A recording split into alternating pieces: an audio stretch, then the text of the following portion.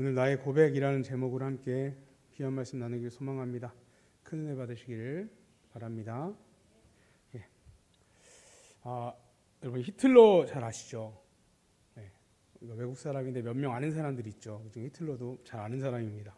그 히틀러의 경호원 중에요, 그 쿠르트 바그너라는 사람이 있었다고 합니다. 이분은 잘 몰라요. 근데 그 사람은 이제 히틀러 경호원으로서 히틀러를 마치 신처럼 숭배했었대요. 되게 모든 게 다 멋있어 보이고 대단해 보이고 그의 삶의 모든 목표가 히틀러였다고 합니다. 근데 1945년 4월 전쟁이 끝날 무렵에 히틀러가 굉장히 두려움에 떨었다고 합니다. 이제 전쟁이 끝나고 패배하고 자기 자신에게 닥칠 일들을 생각해 보니까 너무 두려웠다라는 거죠. 히틀러가 평소 그 우상처럼 여겼던 사람이 무솔리니인데요. 이 무솔리니도 4월쯤에 처형을 당해요. 총사령으로 당하고요. 그리고 밀라노의 주유소 앞에 거꾸로 매달려서 사람들의 조롱을 받기도 합니다. 시신을 매달아놨죠. 이러한 이야기들이 굉장히 그를 두렵게 했어요. 혹시 자기 자신을 어느 동물원에 가둬놓고 사람들의 구경거리로 만들지 않을지, 혹은 유대인들이 어떤 연극 무대에 세워놓고 조롱하는 역할로 어쨌든 사람들이 자기들이 이렇게 할지, 그런 두려움들이 있다가 결국 히틀러는요, 청산가리가 들어있는 약을 먹고 자살해버립니다. 자, 히틀러를 신처럼 숭배했다고 했던 그 쿠르트 바그너, 이 사람이 이제 히틀러만 바라보고 있다가 히틀러가 죽어버렸어요. 이제 삶의 희망이 없어져 버렸습니다. 그리고 그도 히틀러를 따라서 자살하려고 생각을 하고요, 마지막으로 커피를 한 잔 마십니다. 마지막 커피를 마시게 됩니다. 커피를 이제 천천히 마시다가, 인생의 마지막 커피를 마시다가 앞에 놓여있는 책자를 하나 봐요. 전도지라고 하는데요, 그 책자를 끝까지 다 읽어봐요. 평소에 거들떠 보지도 않았던, 항상 있었지만 거들떠 보지 않았던 그 책자를 인생의 끝에 만나 읽게 되었습니다. 그리고 인생의 마지막에 그의 심경에 큰 변화가 일어납니다. 자기의 진정한 지금까지 살아왔던 그 선택이 잘못됐음을, 자기가 신처럼 여겼던 히틀러가 잘못된 경배의 대상이었음을 깨달았습니다. 그리고 그가 바로 찾은 인생의 의미는 예수 그리스도였습니다. 그리고 바로 부근의 목회자를 찾아가서 회개하고 예수님을 믿게 되었다고 합니다. 그는 마지막에 이렇게 고백했다고 합니다. 예수님은 구세주이시며 평화의 주인이십니다. 고백이 바뀐 거죠. 히틀러를 바라보고 신처럼 바라봤던 사람이 이제 예수님을 주인으로 고백하게 되었습니다. 오늘 말씀은요, 인류 역사상 가장 위대한 질문이 나옵니다. 16장 15절을 보면 예수님이 물어보시는데요, 이르시되 너희는 나를 누구라 하느냐 라고 물어보십니다. 제자들에게 이렇게 질문하시는 거죠.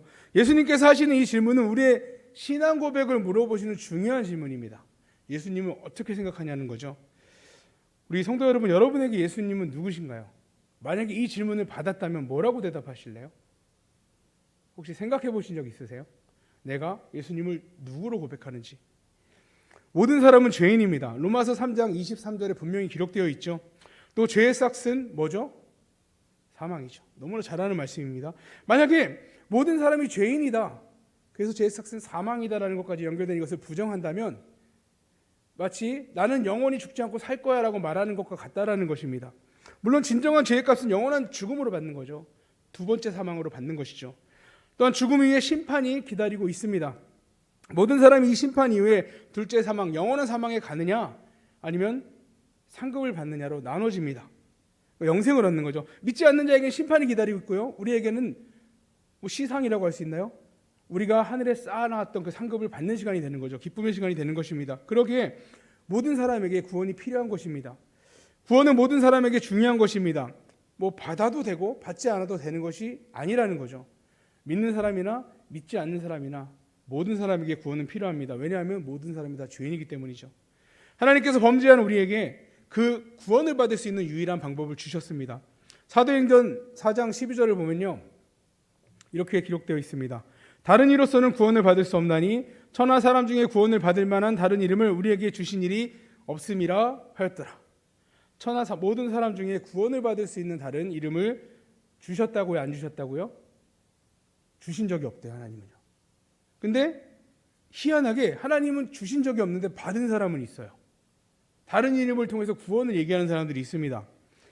우리는요, 결코 거기에 미혹돼서는 안 됩니다. 구원을 주시는 하나님께서 주신 적이 없다고 말씀하시잖아요. 하나님께서 우리에게 다른 길을 주신 적이 없다라고 못 박아 주셨습니다. 로마서 10장 10절에 보면요, 이렇게 나와 있습니다. 사람이 마음으로 믿어 의에 이르고 입으로 시인하여 구원에 이르느니라. 입으로 시인하여 어디 이른다고요? 구원에 이릅니다. 이게 우리나라 말로 보면은 마음으로 믿고 입으로 시인하고 뭔가 우리가 하는 것처럼 보이잖아요. 근데 이 헬라어 문장을 찾아 들어가면 이 믿는다는 단어하고요, 시인한다라는 단어가 수동태로 되어 있습니다. 이거 제가 준비하면서 이거 한번 주무시면 어떡하지 생각하면서 그래도 의미가 중요해서 나누기를 원합니다. 수동태는 이거죠. 어떠한 행위를 내가 스스로 한 게 아니고요, 당하는 거예요. 예를 들면 이렇게 얘기할 수 있어요. 고양이가 쥐를 쫓았다라는 문장을 수동태로 바꾸면 쥐가 고양이에게 쫓김을 당했다. 당하는 거죠. 이게 바뀌는 겁니다. 이러한 의미를 가지고, 이 수동태의 의미를 가지고 로마서 10장 10절을 보면 이렇게 되는 거예요. 믿음을 고백하는 것, 그게 우리의 주권적인 행위가 아니라는 거예요. 내가 고백해야지, 내가 믿어야지, 입으로 시인해야지 하는 게 아니라 하나님이 우리에게 믿게 해주시고 우리에게 시인하게 해주신다라는 것을 말하고 있는 것입니다. 그러니까 이 믿는 것, 입으로 시인하는 것 다 누가 해주신 것이라고요? 하나님이 해주신 거라는 거예요. 그래서 은혜고요. 우리는 이 구원에 어떠한 공로도 없습니다. 자랑할 것이 없어요. 그렇다면 우리는 무엇이 믿어지는 것이고 무엇이 고백되어져야 하는 것일까요? 믿음에 고백하는 것, 이것이 믿고 고백하는 것, 이것을 우리는 신조라고 불러요. 신조. 혹시 신조라고 들어보셨어요? 신조? 그럼 혹시 신경은 들어보셨어요? 신경?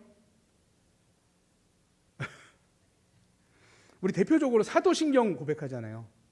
사도신경, 동일하게 사도신조 같은 뜻입니다. 같은 의미예요. 우리가 고백하는 것을 말하는 거죠. 사도들이 기록한 건 아니고요, 사도들의 그런 신앙의 바탕을 둬서 정리한 것입니다. 사도들이 고백하는 것을 동일하게 우리가 고백하는 거죠. 어떤 사람은 사도신경이 성경에 나오지 않으니까, 사도신경, 우리 주기도문 나오잖아요. 너희는 이렇게 기도하라 하고 쭉 예수님이 말씀해 주시죠. 근데 사도신경은 나오지 않아요. 정확하게 사도신경 이거다 이렇게 기록이 없어요. 그래서 이걸 하면 안 된다라고 말하는 사람들도 있습니다. 근데 사도신경은요, 우리 전통적으로 교회가 우리가 믿는 바를 정리해 놓은 거예요. 근데 정리를 어디서 했냐? 성경에서 정리해 놓은 거예요. 당시에 성경이 없는, 성경을 누구나 볼 수 없는 시대에 그래도 이거는 알아야 되지 않을까 해서 정리해 놔서 우리가 믿는 바를 고백하는 것입니다. 모든 것이 다 성경에 나오는 내용이라는 거죠. 무식한 소리죠. 그러니까 성경이 없으니까 이걸 하면 안 된다라는 거 무식한 소리예요. 성경에 다 돼 있는 것을 정리한 것이라는 거죠. 우리는 우리가 믿는 예수님이 누구신지를 정확히 알고 고백해야 합니다. 먼저 우리는 오늘 말씀을 통해서 그렇다면 잘못된 신앙 고백을 살펴보고자 합니다. 13절에 보면요, 이렇게 돼 있습니다. 예수께서 빌립보 가이사랴 지방에 이르러 제자들에게 이르시되 사람들이 인자를 누구라 하느냐라고 물어보십니다. 예수님 먼저 제자들에게 물어봐요. 야, 너희들이 보니까 사람들이 나를 누구라고 말하니? 이렇게 물어봐요. 여기서 사람들의 예수님을 향한 그 신앙 고백이 세 가지로 나뉩니다. 물론 더 크게 하면 선지자 중에 하나라는 것까지 하면 네 가지로 나뉘지만 세 가지로 나뉘어요. 크게는요. 14절을 보면 이렇게 기록되어 있습니다. 더러는 세례 요한이요, 더러는 엘리야요, 어떤 이는 예레미야나 선지자 중에 하나라 하나이다 라고 말한다고 합니다. 세례 요한, 엘리야, 그리고 누구라고요? 예레미야. 예수님을 이렇게 고백한다라는 거예요. 가장 먼저 세례 요한은요, 예수님의 앞길을 예비했던 사람입니다. 세례 요한 누군지 아시죠? 예수님보다 6개월 먼저 태어나서 예수님의 앞길을 막 예비한 사람이에요. 세례 요한은요, 이스라엘 백성에게 회개를 외쳤어요. 그때 당시에 기득권이라고 말할 수 있는 바리새인들한테 이 독사의 자식들아, 독서를 날렸죠. 마치 보면은 어떤 그 기존에 있는 기존 세력들을 뒤집으려는, 전복하려는 것처럼 보여요. 세상을 변화시키는 목소리를 내는 사람의 대표라고 할 수도 있습니다. 이는 세례 요한의 메시지가 잘못됐다라는 말을 하는 게 아니고요, 하나님께서 예수님의 앞길을 예비하기 위해서 분명히 세례 요한을 쓰셨고 세례 요한은 그를 충성되게 감당했습니다. 열정적으로 광야에 외치는 자의 소리로 그를 사용하셨습니다. 근데 문제는요, 우리 성도가 믿고 고백할 내용이 거기에만 머무르지 않는다라는 거죠. 우리의 신앙의 고백이 거기에만 머무르지 않는다라는 거예요. 그러니까 예수님을 세례 요한이요라고 고백하는 것은 온전한 고백이 아니라는 것입니다. 예수님을 믿는 자들이 공동체인 교회는요, 사회 개혁을 위해서 세워진 공동체가 아니에요. 이 잘못된 썩어 빠진 사회를 뒤집어 보자 하고 만드신 게 아니라는 거예요. 우리를 교회로 묶어주신 것은요, 주님이 하셨던 영원 구원한 일을 하게 하시기 위해 모아놓으시고 또 하나님께 예배하게 하시기 위해 모아놓으신 것입니다. 만약에 예수님이 세상을 뒤집기 위해 오셨다면요, 굳이 십자가에 달리실 필요가 없었을 것이에요. 예수님이 이제 잡혀가시던 날 밤, 잘 아시죠? 예수님을 잡기 위해 대제사장과 장로들에 의해서 파송된 큰 무리가 옵니다. 그리고 뭐 칼과 몽치를, 그러니까 무기를 들고 왔어요. 예수님이 제자들이 있는 곳을 들이닥치죠. 그때 누가 칼을 꺼내죠? 베드로가 칼을 꺼내서 대제사장의 종 말고의 귀를 확 잘라버립니다. 주위에 피가 튀고 아수라장이 됐을 거예요. 예수님께서 그 앞에 나서서 말씀하십니다. 마태복음 26장 53절에 보면요, 너는 내가 내 아버지께 구하여 지금 12군단 더 되는 천사를 보내시기에 할 수 없는 줄 아느냐. 자, 예수님이 이렇게 말씀하시는 거 할 수 있다는 거예요, 없다는 거예요? 있다는 거죠. 허세 떠는 게 아니에요. 할 수 있다는 걸 말씀하고 있습니다. 당장이라도 능히 할 수 있는 일이지만 안 하는 거예요. 계시록에도 천군 천사와 전쟁에서 사탄이 패배해서 이 땅에 쫓겨납니다. 그리고 지금 발악을 하고 있는 거죠. 마지막 때 이 땅의 권세를 잡은 자, 마지막 때가 얼마 남지 않아 사탄, 발악을 하는 사탄 얼마나 강한지 모릅니다. 사람들이요, 그를 당할 방법이 없어요. 주님을 의지하지 않고 당할 방법이 없습니다. 하지만 그들도 하나님의 천군 천사의 상대가 되지 못했습니다. 패해서 땅으로 쫓겨났습니다. 하물며 인간 세상은 말할 것도 없죠. 예수님이 이 땅에 오신 이유, 그것이 이 세상을 뒤집기 위해서라면 십자가가 아니라 천군 천사를 활용해서 뒤집으셨겠죠.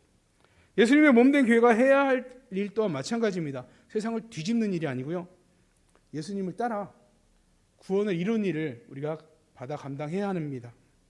두 번째로요, 엘리야를 말합니다. 엘리야 선지자 너무 잘 아시죠? 제가 엘리야 선지자 그 나온 말씀을 읽으면서 딱 떠오르는 게 하나 있어요. 이거 완전 무협지다. 엄청 재밌어요. 막 놀라운 일을 막 무리를 걷고 난리도 아닙니다. 사람들이 예수님의 신적인 능력을 보고 사람을 치유하고 죽은 자를 살리고 이런 모습을 보고요, 엘리야라고 떠올렸어요. 기적을 행하시고 치유의 능력을 행하시는 것, 그것이 예수님의 목적이 아닙니다. 물론 주된 사역은요, 가르치고 복음을 전하고 치유하는 사역을 하셨지만 이 치유하는 사역만이 목적이 아니라는 거예요. 사람들이 눈에 보기에 가장 놀라웠던 것이 그것이었기 때문에 이것을 임팩트 있게 생각하고 엘리야라고 고백하고 있는 것입니다. 예전에도 그랬지만요, 요즘도 유튜브를 통해서 더욱 심한 것 같아요. 이 치유 사역을 막 하는 사람들이 나오고요, 어떤 젊은 사람부터 늙은 사람까지 막 치유의 기적을 보고 손으로 막 이러면 넘어가요. 어떤 사람은 자기가 하늘에 뭘 받아가지고 옷을 만들어서 면티 하나를 뭐 10몇만 원에 팔더라고요. 이게 하늘의 무슨 원단이래요. 좀 뭐 뭔 소리인지 모르겠는데요. 근데 많은 사람들이 거길 따라가요. 우리나라 대표 이단들을 보면요, 대부분 초기에 치유의 능력이 있었습니다. 그냥 모인 게 아니고 뭔가 사람이 치유되는 거예요. 그래서 사람들이 바글바글 모여요. 그래서 결국은 다 함께 손잡고 지옥으로 가는 거죠. 복음이 없는 치유의 능력은 없으니만 못한 것입니다. 예전에 어느 아프리카 선교사님이 그 간증하는 걸 들었는데 막 찾았는데 정확히 찾지 못했는데 제가 기억하는 내용은 이랬습니다. 그 마을에 주술사가 있어요. 병원이 없고요, 주술사가 있어서 모든 마을 사람들이 아프면요 주술사를 찾아가는 거예요. 그리고 낫기도 해요. 정말로 귀신의 능력으로 낫게 하는지 모르겠어요. 우연히 낫는지 어쨌든 낫기도 합니다. 그래서 모든 사람은 당연히 아프면 주술사한테 가는 거죠. 근데 예수님을 믿고 교회에 나오는 성도의 아들이 심하게 아팠어요. 자, 이제 이 상황에서 평소 같으면 어디로 가야 되죠? 주술사한테 가야 되잖아요. 근데 안 갔어요. 이분이 믿음이 있어서 나는 기도받고 우리 아들이 치료받겠다. 이제 대결이 된 거예요. 자, 주술사를 믿는 사람들이 선교사님들을 바라보는 거예요. 과연 낫나 보자. 어떻게 됐을까요? 나았을까요? 안 나았을까요? 아들이 죽었어요. 치료가 안 됐어요. 얼마나 간절히 기도했겠어요. 하나님, 이거 얘 치료되면 이거 판도가 바뀝니다. 저 주술사. 예? 간절히 기도했죠. 근데 죽었어요. 선교사님이 낙담했어요. 하나님, 어떻게 된 거예요? 근데 죽은 그 아들의 아버지가 그 일을 경험하고 충격적인 고백을 합니다. 뭐냐면요, 선교사님, 제가 하나님이 저에게 깨닫게 해주셨는데 우리 아들이 천국 갔대요. 아들이 천국 갔다는 거예요. 죽었는데. 그래서 다른 사람이 당연히 낙심하고 다시 선교사를 나와서 주술사를 오고 어쨌든 믿음의 길을 내려올 줄 알았는데 그 사람이 더 열심히 사람들에게 전하고 다니는 거예요. 그래서 그 마을이 변하기 시작했대요. 정말로 뭔가 있구나. 정말 이 거짓말이 아니라 진짜구나라는 것을 느끼게 됐다는 것입니다. 그리고 힘있게 전도를 했다고 합니다. 아들이 죽었는데 낙담하지 않고 복음을 전하는 그 성도의 모습이 사람들에게 깨닫게 한 거죠. 자, 한번 골라보세요. 질병이 치유되는 게 중요한가요? 천국 가는 게 중요한가요? 그죠? 이거 고르라고 뭐 고르실 거예요? 근데 이걸 고르시는 분들이 계세요. 천국은 모르겠고 질병이 치유되는 거. 거길 따라가요. 우리가 믿는 것, 우리가 고백하는 것은 이 땅에 질병 치유되는 것에 있지 않습니다. 이건요, 복음 전하기 위해서 예수님께서 하신 거예요. 하나님의 아들이심을 보여주신 거예요. 신적인 능력을 보여주신 거예요. 핵심이 뭐냐면 복음 전하는 거예요. 하나님 나라를 전하셨어요. 오히려 질병이 치유되지 않고 기적이 일어나지 않아도요, 우리의 믿음이 흔들리지 않는 것이 더 중요합니다. 거기에 자꾸 휩쓸려 가면 안 돼요. 세 번째는요, 예레미야입니다. 예레미야 눈물의 선지자죠. 이스라엘의 심판을 바라보며 그 심판이 어떻게 될지 하나님이 보여주셔서 그를 향해 눈물을 흘리는 긍휼을 가진 사람, 이런 선지자가 예레미야입니다. 예수님께서도요, 갈 바를 알지 못하고 예수님을 따라다니는 사람들을 보고 불쌍히 여기셨어요. 분명히 안타까워하셨습니다. 우리도 예수님처럼, 예레미야처럼 그런 긍휼한 마음이 있어야 돼요. 믿지 않는 자를 바라보고 그들을 향해 긍휼한 마음, 뭘 가졌냐 이런 걸 보고 부러워하는 게 아니라 뭘 가졌던지 구원이 없는 것을 바라보고 긍휼한 마음을 가져야 되죠. 하지만 그게 교회의 공동체의 목적이 아니라는 거죠. 물론 이제 복지적인 일을 얘기하는 건데요. 교회가 이런 선한 일을 해야 되는 거 아니야? 사회복지적으로 뭘 해야 되는 거 아니야? 근데 그게 다가 아니라는 거예요. 교회가 집중해야 될 것, 가장 선한 일은요, 영생이 되는 복음을 전하는 일입니다. 이걸 제쳐놓고 다른 일을 해서는 안 된다는 거죠. 성경에서 말하는 선한 일은 하나님의 뜻대로 행하는 일을 말하고 있습니다. 마태복음 19장에 보면 영생에 대해서 부자 청년이 물어봐요. 어떻게 하면 영생을 얻을 수 있습니까? 예수님께 궁금해서 물어보죠. 예수님이 17절에 이렇게 말씀하세요. 예수께서 이르시되 어찌하여 선한 일을 내게 묻느냐? 선한 이는 오직 한 분이시니라. 내가 생명에 들어가려면 계명을 지키라. 선한 일로 구원받을 수 없다는 걸 말씀해 주는 것이에요. 선한 일은 하나님께만 있는 것이고, 우리가 아무리 선한 일을 한다 할지라도 우리의 죄를 깨끗하게 할 수 없다라는 거죠. 그게 중요한 게 아니라는 것을 말씀해 주고 있는 것입니다. 영생은요, 결코 선한 일로 얻을 수 있는 것이 아닙니다.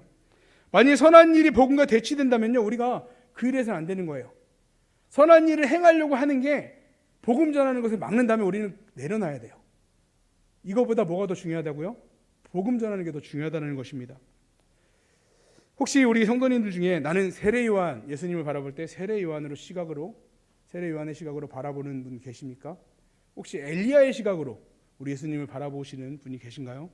혹은 예레미야 선지자처럼 우리 교회의 목적은 선한 일을 하는 거야, 이러한 고백들이 있다면 잘못된 신앙 고백입니다. 그렇다면 가장 중요한 것, 올바른 신앙 고백을 살펴봐야 합니다. 예수님께서 다시 질문을 하시죠. 15절에 보면 이렇게 질문하세요. 이르시되 너희는 나를 누구라 하느냐? 자, 이렇게 물어보셨어요. 너희는 나를 누구라고 하느냐? 예수님이 물어보십니다. 여러분 뭐라고 고백하실까요? 처음에도 물어봤는데, 컨닝? 베드로 거 컨닝에서 내가 고백하는 예수님이 누군지가 중요하거든요. 물론 시몬 베드로는 이렇게 대답합니다. 16절에 보면 시몬 베드로가 대답하여 이르되 주는, 우리 같이 읽을게요. 시작. 주는 그리스도시요 살아계신 하나님의 아들이시니이다. 아멘. 아멘. 네. 이 대답이 우리 교회의 기초가 되는 예수님에 대한 올바른 신앙 고백입니다. 이걸 나눠보면요, 굳이 나눠보면 첫 번째는 그리스도예요. 그리스도라는 고백입니다. 그리스도는 히브리어로 우리가 너무 잘 알듯이 메시아라는 단어고요, 기름 부음 받은 자라는 의미입니다. 다시 말하면요, 하나님의 사명을 감당하는 인성을 대표하는 고백이죠. 예수님께서 이 땅에 완전한 인간으로 오셨습니다. 그리고 예수님께서 이 땅에 오셔서 기름 부음 받은 세 직분이 왕, 선지자, 제사장의 역할을 감당하십니다. 그리스도께서는요, 왕으로서 우리 우리 교회의 머리가 되셨어요. 자, 그러면 몸된 우리는 누구의 명령을 따라 살아가야 되는 거죠? 왕이신 예수님의 명령에 따라 살아가야 되는 거죠. 정말로 이 고백을 한다면 우리가 살아가는 모든, 교회 안에서만이 아니고요, 모든 생각이며 행동이며 말이며 모든 것이 다 예수님의 뜻대로 행해야 되는 것입니다. 또한 그리스도께서는 선지자로 우리에게 하나님의 뜻을 가르쳐 주시고요, 또 하나님과 우리의 사이를 중재해 주셨습니다. 그리고 그리스도께서는 대제사장으로 본인이 직접 화목제물이 되셔서 우리의 죄를 대신해서 십자가에 죽으셨습니다. 이걸 믿으십니까? 예, 아멘. 우리의 죄를 담당하셨습니다. 그분이 바로 우리가 믿는 그리스도이십니다. 두 번째로요, 살아계신 하나님의 아들입니다. 이는 예수님께서 하나님과 동일한 성품을 가지신 분이라는 고백입니다. 여기서 살아계신 하나님 끊어서 아들 이렇게 읽어야 돼요. 살아계신 하나님, 그분의 아들. 생명이신 하나님, 그분의 아들. 영생을 갖고 있는 하나님, 그분의 아들이라는 얘기예요. 간혹 예수님은 인간 중에 가장 뛰어난 사람으로 보는 사람이 있어요. 그런 종교들도 있고요. 그런 사람들도 있어요. 그래서 뭐 심지어 교회에 다니는 사람도 석가모니를 올려가지고 똑같이 나서 이렇게 얘기하는 사람들도 있더라고요. 요즘 이상한 교회라고 다 붙었다고 가면 안 돼요. 예수님을 하나님으로 고백하느냐, 이거 너무 중요한 일이거든요. 물론 우리 교회는 그렇게 고백하는 분이 없으실 것입니다. 그렇죠. 그렇죠. 네. 이렇게 잘못된 생각으로 접근하게 되면요, 우리의 구원은 흔들릴 수밖에 없어요. 살아계신 하나님의 영생을 가신 예수님, 그 예수님이 우리 안에 계심으로 우리도 뭘 가졌어요? 영생을 소유하게 된 것이에요. 하지만 예수님이 살아계신 하나님의 아들이심을 인정하지 않는 순간 우리 영생은 흔들릴 수밖에 없죠. 우리가 믿는 예수님, 우리가 고백하는 예수님이 살아계신 하나님의 아들이시기에 우리 또한 그 영생을 소유하게 된 것입니다. 17절 18절을 보면요, 예수께서 대답하여 이르시되 바요나 시몬아 내가 복이 있도다. 이를 내게 알게 하는 이는 혈육이 아니요 하늘에 계신 내 아버지시니라. 또 내가 내게 이르노니 너는 베드로라. 내가 이 반석 위에 내 교회를 세우리니 음부의 권세가 이기지 못하리라. 아멘. 주는 그리스도시요 살아계신 하나님의 아들이십니다. 이 고백 베드로의 생각이라고 말씀하고 계신가요? 네? 방금 읽었잖아요. 이걸 누가 알게 했다고요? 하나님이 알게 하셨다는 거예요. 베드로가 자기가 그 가진 생각을 정립해서 말한 게 아니고요, 하나님이 베드로에게 알게 하셨다는 거예요. 깨닫게 하셨다는 거예요. 우리 처음에 수동태 기억나시죠? 이 고백을 하나님이 하게 하셨다는 거예요. 베드로가 이같이 예수님을 향한 주는 그리스도시여 살아계신 하나님의 아들입니다라고 했던 고백, 성령께서 알게 해주셨고 또 우리에게도 마찬가지로 그같이 알게 해주신 것입니다. 나 오늘부터 믿어야겠는 내가 아니에요. 우리에게 믿는 마음을 주시는 거예요. 예수님이 누구신지 깨닫게 하시는 거예요. 그리고 올바로 고백하게 하시는 거예요. 우리의 믿는 바도 마찬가지입니다. 교회된 우리는 2000년 전에 베드로가 고백했던 그 믿음의 고백, 예수님을 향한 올바른 신앙 고백을 했던 것처럼 우리 또 동일하게 변하지 않아요. 바뀌지 않았습니다. 그 믿음을 고백해야 하는 것입니다. 주는 그리스도시요 살아계신 하나님의 아들이십니다. 가 우리의 고백이 되어야 합니다. 우리 성관교회 모든 성도님들은 우리의 믿을 바 되시는 살아계신 하나님의 아들, 그 그리스도 예수님을 온전히 믿고 올바르게 고백하시기를 주님의 이름으로 축복합니다.